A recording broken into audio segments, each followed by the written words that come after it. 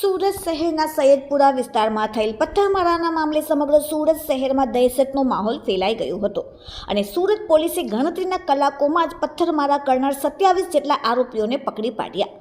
Surat police દ્વારા પથ્થરબાજી કરનાર અસામાજિક તત્વોને આજે સુરત કોર્ટમાં રિમાન્ડ માટે રજૂ કરવામાં આવ્યા। 14 દિવસના પોલીસ દ્વારા રિમાન્ડની માંગણી કરવામાં આજે આવી।